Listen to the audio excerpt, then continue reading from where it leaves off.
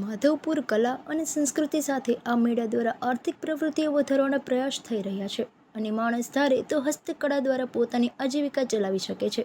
અને માધવપુરના મેળામાં ગુજરાત રાજ્ય અને અન્ય રાજ્યોની હસ્તકલાનું પ્રદર્શન કરવામાં આવી રહ્યું છે. તો ગુજરાત રાજ્યનું વણાટકામ તો જગવિખ્યાત છે અને માધવપુરના મેળામાં ગુજરાતીની સંસ્કૃતિની એક ઝલક દર્શાવતું શાલની બનાવટનું કામ લોકોને આકર્ષિત કરી રહ્યું છે. જેમાં રામભાઈ જીવાભાઈ માવટિયાએ લોકોને ગુજરાતની પ્રાચીન વણાટકામની કળા દર્શાવી રહ્યા છે. માધવપુરના મેળામાં અવનવી સંસ્કૃતિ અને કળા કૌશલ્યો પ્રદર્શિત કરવામાં આવે છે. ત્યારે ગુજરાતની પ્રાચીન કળા એટલે વણાટકામ, જે વર્ષો પહેલાંની લોક સંસ્કૃતિ છે. આજે લોકો બ્રાન્ડેડ કપડાની ખરીદી કરી રહ્યા છે, તો આપણા અનમોલ વારસો ક્યાંય ખોવાઈ રહ્યો છે.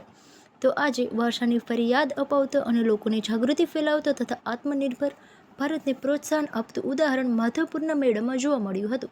રામાભાઈ જીવાભાઈ માવટિયા, જિલ્લો તાલુકો પોરબંદર, ગામ માધવપુર ગેટ. હું 40 વર્ષ આ ધંધો કરું છું, વણાટનો ધંધો.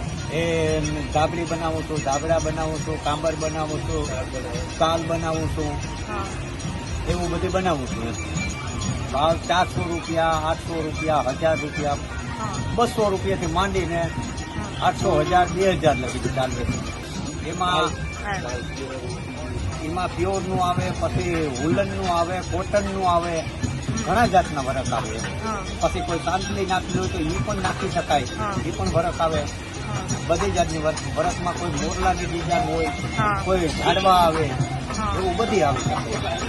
આ પરિવારમાં મારે ઘરે મારે પત્ની પણ સાથે છે, મારી બનાવવામાં મને મદદ આપે છે. પછી મારા છોકરા મને મદદ આપે છે.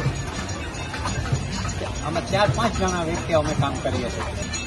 મશીનને હાથ વણાટમાં ફેરનું એક કારણ છે કે આ જે વસ્તુ છે એ ખુદ ધાગામાંથી બનતી હોય, અને આ જે વસ્તુ બાકી બહારની વસ્તુ આવે છે એ બધી તો મિલમાં કેમ બનતી હોય કેમ નહીં, તો એક આપણે કોઈ જાતનો ખ્યાલ જ નથી. આ બધી પ્યોર વસ્તુ હોય, આ જે વસ્તુ છે એ બધી પ્યોર જ હોય મારી પાસે. પછી મેં હાથે જ બનાવેલું છે આજથી 10 વર્ષ પહેલા. કોઈ સહાય કે કોઈ પણ લીધા સિવાય મારી મેં એક 10 રૂપિયાની કરવત લઈને આ મશીન બનાવેલું છે.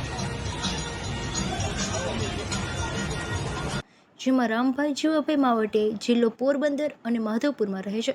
તેમણે પોતાના મશીન દ્વારા મેળામાં જ એમની હસ્તકળાનું પ્રદર્શન કરી રહ્યા છે.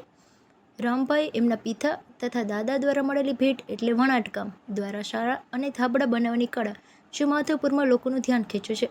રામભાઈ માધવપુર મેળામાં પોતાની હાથથી બનાવટ દ્વારા બનાવેલી શાલ અને ધાબળાનું વહેંચાણ કરે છે. એમની પાસે શાલ ₹200થી શરૂ થઈ ₹7000 સુધીની શાલ અને ધાબળા આવેલા છે.